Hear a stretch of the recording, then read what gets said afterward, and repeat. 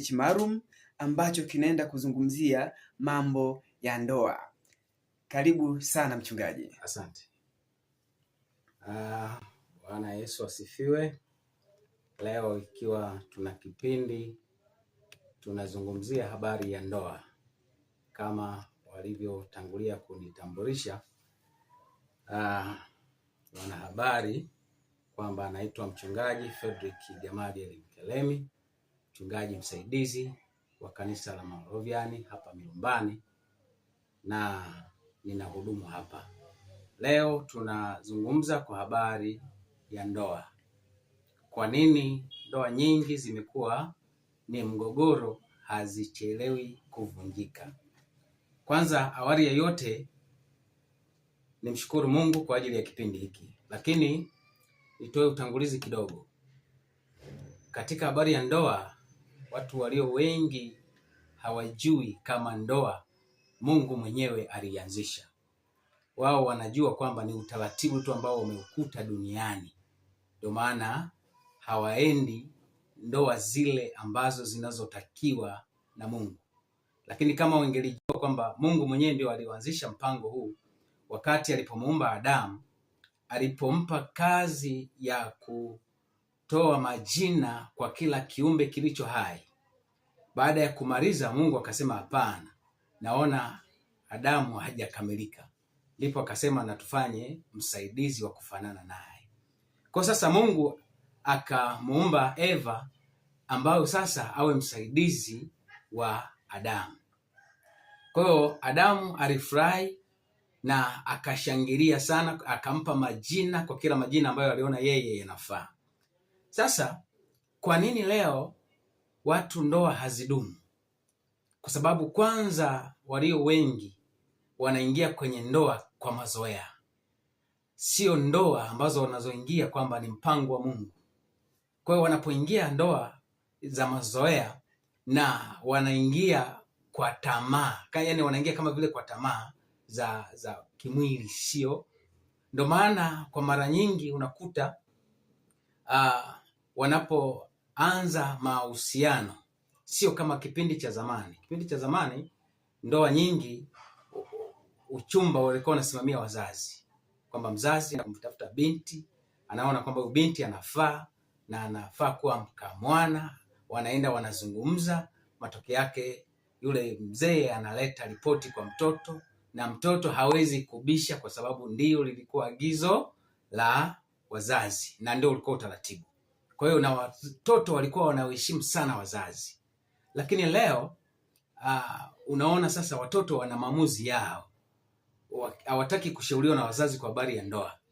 Kwa hiyo kila mtu, na ndio maana unaweza kukuta kwamba dhamani mtoto anaweza labda akawa labda ni Mnyamwezi, akaenda zake kwenda kutafuta maisha Dar es Salaam, lakini wazazi wana control na anaelewa kwamba baada ya kuwa unahitaji kuoa utarudi nyumbani ili achukue watu wa jamii yake. Sasa kumekuwa na mchanganyiko mwingi. Lakini sasa nini sasa kwamba sasa ndoa hazidumu? Kwanza, watu wanaingia kwenye ndoa kwa tamaa, sio kwamba tunaingia kwenye ndoa na ni agano ambalo Mungu ameliagiza. Ndio maana walio wengi wakishaingia kwenye ndoa hazidumu. Lakini sasa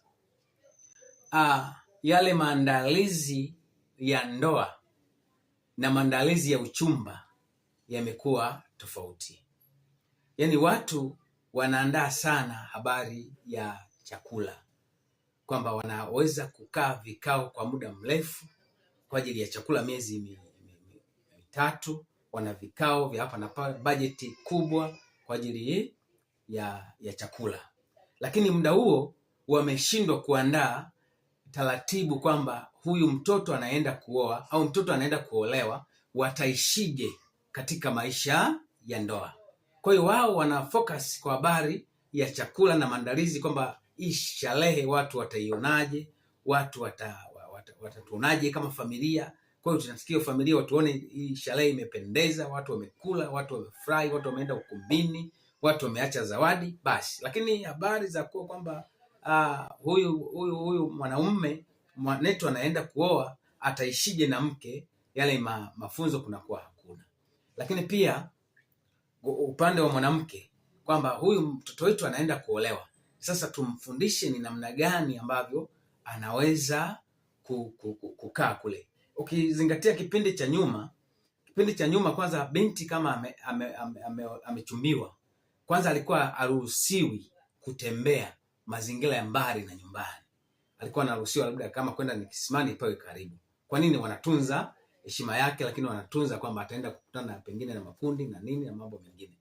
Kwa lakini wakati harusi inakaribia, wale mabibi wanakaa naye ndani, wanaanza kumfundisha ni namna gani ambavyo utaenda kuishi na mume wako, ni namna gani ambavyo utaenda kumtunza, lakini ndoa inatakiwa kuendeshwa vipi. Lakini hilo kwa sasa limesahaulika. Lakini pia sasa, zamani hizi ndoa za kanisani ilikuwa ikikaribia ndoa, kulikuwa kuna mafundisho ya wiki nzima, kwamba wanakuja wanafundishwa na mchungaji ni namna gani ambavyo ndoa inatakiwa kuendeshwa, lakini ni namna gani ndoa ambavyo sasa ya kimungu iliyojaa utukufu wa Mungu inatakiwa iwe. Kwa hiyo walikuwa wanafundishwa kwa wiki nzima, wanahudhuria. Lakini leo ukiwaambia kwamba tuhudhurie kwa wiki nzima, wanakuwa wako busy na maandalizi kwa ajili ya sherehe. Kwa hiyo wanaweza wakaja siku moja, na hiyo siku moja wanakutana labda kwa masaa mawili au saa moja. Masaa mawili imezidi. Yaani wanafundishana vitu vya juu tu kwamba haya nendeni. Kwa sasa ndio maana wanakuwa hawana misingi kamili ya ndoa. Kwamba sasa ndoa inatakiwa endeshaje, ndoa ya kimungu, na ndoa ni mpango wa Mungu, lakini ndoa Mungu mwenyewe alianzisha. Hii ndoa inatakiwa iweje?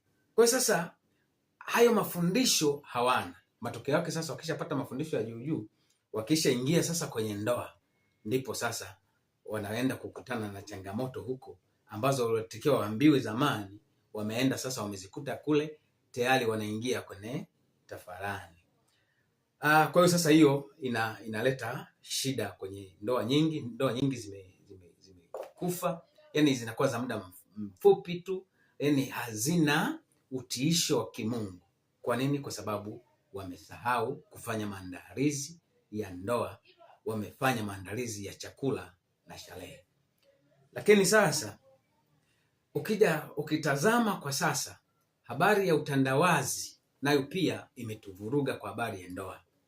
Sasa zamani tulikuwa tunaona mambo ya ajabu yanafanyika kule mbali na nini, lakini sasa yamekuja baada ya utandawazi kuingia, watu wameyaona huko, wameyaleta sasa, wameyakopi huko, wameyaleta sasa, yamesogea karibu. Kwa sasa kwa nini sasa ndani ya ndoa kumekuwa hakuna utulivu? Kwa sababu tayari, kwa mfano tukichukulia watu wa zamani, wanaweza wakakosana mke na mme.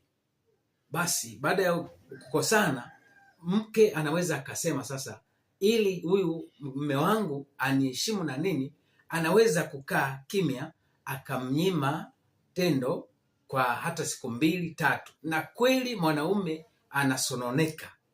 Lakini sasa leo utandawazi umeisha kuwa wa kawaida. Kwa hiyo inatokea sasa, kwa mfano mmechukizana ndani, mama akijifanya yeye ni mjuaji, matokeo yake sasa mwanaume anaondoka, anaenda zake huko, matokeo yake anaenda kumaliza shida zake huko, anakuja huku. Kwa hiyo kumekuwa hakuna utulivu kwenye ndoa, na kumekuwa hakuna ile heshima ya ndoa. Kwa hiyo sasa changamoto kubwa ni hiyo. Baba mchungaji, hapo nyuma wameelezea kuwa kwa sasa watu wanajiandaa sana kwa ajili ya vyakula, fashion huko makumbini, kuliko kuiandaa ndoa yenyewe. Je, ndoa inaandaliwaje? Ndoa inaandaliwa na mafundisho. Ndoa inaandaliwa na mafundisho kama nilivyotangulia kusema mwanzoni, kwamba zamani kwanza kule nyumbani kwenye zile familia, ukumbuke kwamba ndoa ni familia mbili ambazo zinaenda kukutana, ambazo familia huwezi kuziepuka. Kwa sasa kwa nini? Kwamba kule nyumbani vijana wamekuwa hawana utulivu, na mara nyingi hata kama wakisema kwamba wanaweza kuandaliwa, wao wanakuwa wako busy na marafiki zao kwa ajili ya kuandaa sherehe. Kwa hiyo wanakuwa hawana ule utulivu. Na ndoa inaandaliwaje? Ndoa inaandaliwa kwa mahusia, kwamba wazazi kipindi cha nyuma wazazi walikuwa wanaweza kuteua wale wazee ambao wanaokaa nao, wanakaa na binti au na kijana kwa ajili ya kumwelekeza kwamba unaingia kwenye hatua ya ndoa. Ndoa sio kitu cha mchezo. Ndoa ni agano ambalo la kimungu. Kwa hiyo wanaanza kumwelekeza kanuni za ndoa ziko 1, 2, 3. Kwa hiyo mnatakiwa mzifuate hizi, na huyu atafundishwa kanuni za ndoa ziko 1, 2, 3, mnatakiwa mzifuate hizi. Lakini sasa hivi kumekuwa hayo mambo hayafanyiki, kwa sababu yani ule utii wa vijana umekosekana. Sasa kama utii wa vijana umekosekana, ni nani ambaye anaweza kuwafundisha? Ndio maana unaweza kukuta mara nyingi, mimi nimekuwa siku moja nilikuwa nafundisha habari ya ndoa. Ndoa inaenda kufungwa. Sasa nikawa na mafundisho. Kwa hiyo wakati naendelea kufundisha, yule binti ambaye nilikuwa namfundisha akaniuliza kwamba mchungaji, bado, kwa sababu mimi nimechoka kukaa. Kwa unaona ni namna gani sasa, kama anakuambia nimechoka kukaa, je, huyo mtu atakuelewa ukiendelea? Pia anakuwa amesha kuvunja moyo wa kumwelekeza kwamba hata yale unayoelekeza kwanza hana uoga na wewe, kwamba ni nani ambaye unamfundisha. Kwa hiyo nidhamu zimeshuka. Vijana hawataki kuwasikiliza wazee, lakini vijana hawataki kusikiliza kwamba haya mafundisho viongozi wa dini wana nafasi ya kuwafundisha. Kwa hiyo wengetulia na wakajua namna gani ya kuelekezwa, nafikiri ndoa zingekuwa ndoa ambazo ni mpango wa Mungu na wakaelekezwa kwamba ni agano la Mungu. Basi nafikiri kwamba wao wangeelewa na wakaingia kwenye ndoa wakiwa wanajua. Maana unapomwandaa na wanaoandaa kwenye ndoa, maana wanawaelekeza kwamba kwenye ndoa msifikiri kwamba mtaenda mtakuta kuna mazuri yote. Hapana. Kwanza ikutwe kwamba mnakutana familia mbili, kila mmoja amelelewa kwa namna yake. Kwa hiyo sasa kama umelelewa kwa namna yake, kwa sasa usifikirie wewe unataka akufuate kwa